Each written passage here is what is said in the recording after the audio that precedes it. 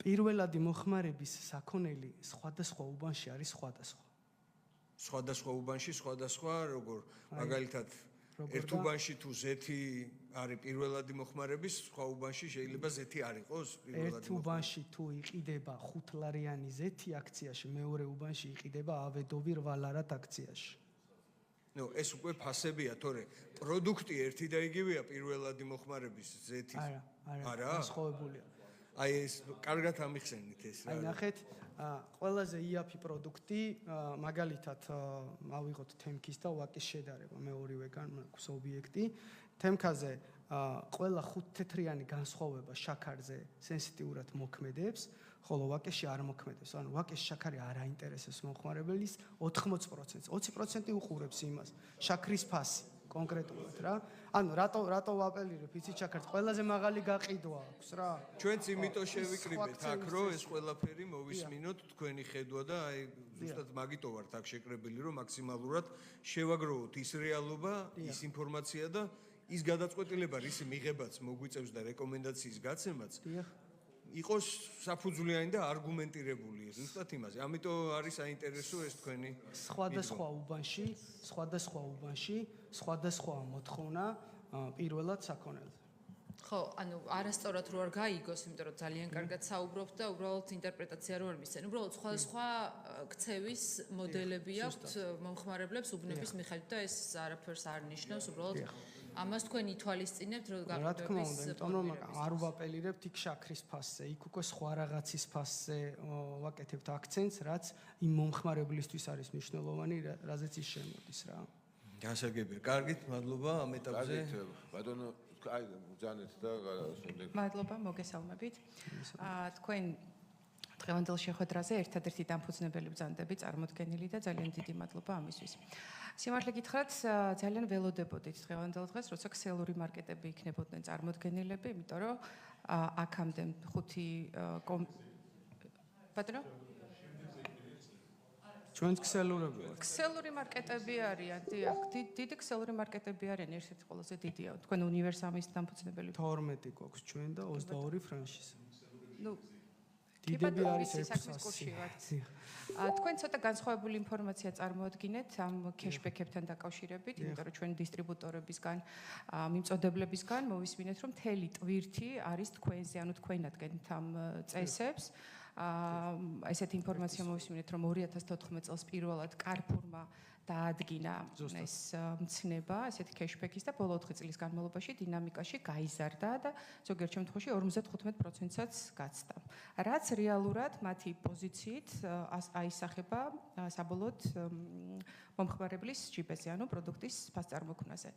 თქვენ ეხლა ახსენით, რომ საბაზისო პროდუქტებზე ფასი, იმიტომ რომ შეინარჩუნოთ, გიწევთ რაღაც დაბალანსება და ლავირება სხვა პროდუქტებთან მიმართებაში, იმიტომ რომ ეს შეინარჩუნოთ და ეს კეშბექის პროცენტში შედის ეს თანხა. სუფთა შემოსავალში ვიღებ და არ საზღვრავ კონკრეტულად რისიპი კეშბექი. ანუ თქვენ, მე მაინტერესებს ერთი ისეთი კითხვა, ამ ტვირთს თქვენ როგორც დამფუძნებელი, ქსელის დამფუძნებელი, ამ ტვირთს იზიარებთ თუ არა და მეორე, თქვენ სად ხედავთ აი მთელი ამ კომისიის მუშაობის მთავარ არ ვიცი, აი ყველაზე მნიშვნელოვანი რაც არის, რასაც ჩვენი საზოგადოება ელოდება ამ კომისიისგან შედეგს, ფასდაკლებას რაიმე პროდუქტზე. თქვენ სად ხედავთ ამას? ანუ ვისი კომპონენტია ყველაზე მეტი პასუხისმგებლობით წარმოდგენილი და რა უნდა მოხდეს იმისათვის, რომ რეალურად მოსახლეობისთვის ხელმისაწვდომი გახდეს პროდუქცია ფასი. მიუხედავად იმისა, რომ ხას გავუსვამ, თქვენი ქსელი ერთ-ერთი ყველაზე ხელმისაწვდომია.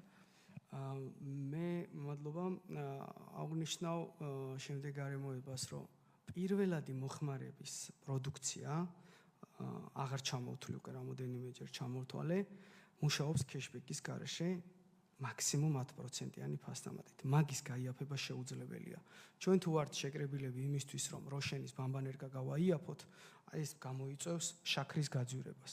პირდაპირ გეუბნებით, შეუძლებელია ჩემი ხედვით, რომ ეს გაიაფდეს. თუმცა იქ არსებობს გარკვეული, ასე რომ ვთქვათ, ნიუანსები, რამაც შეიძლება კონკრეტული პროდუქცია გაიაფოს და რა შეიძლება იყოს ეს ნიუანსი. ჩემი ფასდაკლება თუ არის 20% და ქსელს ვიღაცას თუ აძლევს 50%-ს, რასაც თქვენ ბრძანებთ, ხო? ეს თუ ჩაიკეტება და იქნება გარკვეული პროცენტი, დისტრიბუტორი დაუშვათ იყოს 30 პირობითად მაქსიმუმ შეეძლოს დისტრიბუტორს რომ თავისი დანახარჯი ქსელში გაიღოს 30% პირობითად. ამ შემთხვევაში ამოვარდება ის ასე რომ ვთქვათ მონოპოლიური მიდგომა მის მიმართ და მას შეეზღუდება რომ დისტრიბუტორს მოთხოვოს 50% ფასდაკლება. თუმცა მე მეეჭვება რომ დისტრიბუტორმა მთელ ამ პროდუქციაზე 50% დააკლოს. მე თუ მაძლევს 20 და მას თუ აძლევს 30, ის გაასაშუალებს ამ ფასდაკლებას აუცილებლად, იმიტომ რომ ისიც ანალოგიურად ატარებს, როგორც მე ვიძახი რომ პირველადი მოხმარება მაქვს 3-დან 6%-მდე, ის ჩემგან იღებს ამ მოგებას და იქიდან მოგებას თითქმის არ იღებს. ამიტომ ის გაასაშუალებს ამ ფასს და მივიღებთ იმას, რომ დაახლოებით შესაძლებელია გარკვეული ტიპის პროდუქციაზე 5-დან 10%-მდე შემცირდეს ფასი და ეს ფასი ჯამურად აისახება მაქსიმუმ 3-4%. ეს ძალიან დიდ შედეგს ვერ დადებს. ცალსახად გეუბნებით, რომ არ არსებობს ფასდაკლება პირველადი მოხმარების საქონელზე. პირველადი მოხმარება ავედოვის ზეთი არ არის პირველადი მოხმარების. პირველადი მოხმარების არის ბევრად უფრო იაფი ზეთები. ბევრად უფრო იაფი პროდუქცია. ბარილას მაკარონი არ არის პირველადი მოხმარების. მიუხედავად იმისა, რომ მაკარონია. იქ არის ქართული იაფასიანი მაკარონი, რომელსაც ფასდაკლება საერთოდ არ აქვს. და ვიღებთ ამას ბაზრობაზე, იმიტომ რომ გავყიდოთ იაფად. და ის შემოსული მთლიანი кэшბეკი ასახული არის ჩვენ მოგება ზარალში, რომელიც საბოლოოდ 3%-ს ტოვებს. აი, მაშინ მე თუ იაფად მომაწოდა გამიუქმა кэшბეკი 100 ლარიან ღვინოზე და 20%-ს ვიღებ დაუშვათ და მომაწოდა 80-ად. მე მაინც 120-ად თუ არ დავადე, პირველი თვის შედეგი მიჩვენებს რომ მინუსში გავიდა, ანუ ჯამური ბალანსი და მომიწევს მაშინ ამ პირველად მოხმარებაზე გაძვირება. გავაიაფებ ღვინოს, გავაიაფებ როშენს პირობითად, გავაიაფებ სნიკერს, მაგრამ მივიღებთ გაძვირებულ შაქარს.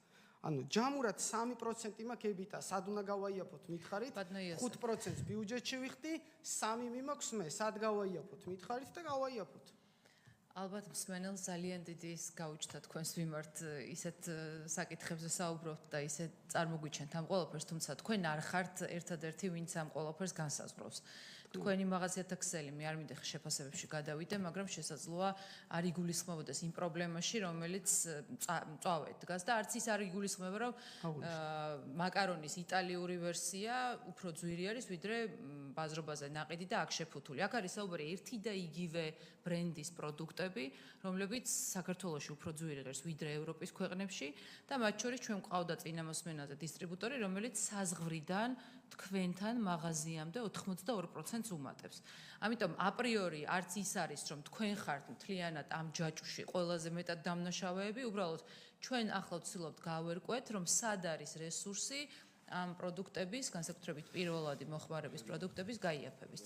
ისე არ უნდა გამოვიდეს რომ დაუშვათ პატარა ქსელები რომლებიც ვართ ხო თუ ისეთი კანონი იქნება მიღებული რომელებიც ანუ მიზეს შედეგობრივი არ იქნება წინასწარ განსაზღვრული პატარებს უფრო მალე დააზიანებს და უფრო მალე გაიყვანს ბაზრიდან და ეგ ძალიან მნიშვნელოვანი არის იმიტომ რომ ჩვენ არ გვაქვს ის 40%-იანი ფასდაკლება ის 20% რომ ხვალე 0 გახდეს პირობითად ხო ის დიდ ქსელს თუ საოპერაციო ხარჯი დიდი აქვს ან ისიც გაზრდის ფასს რეალურად, ან ვეღარ შეძლებს ესეთ ღრმა კონკურენციას და რეალურად იქაც შეიძლება რომ გაძვირდეს ის პროდუქცია, იმიტომ რომ ის თუ მე თუ საოპერაციო ხარჯი 17 მაქვს და მას 20 აქვს, ხო? გამოდის რომ მე 3%-ით წინ ვიქნები და ბუნებრივია ჩემზე იაფს კი ვერ დაადებს ზოგიერთ საქონელს, პირიქით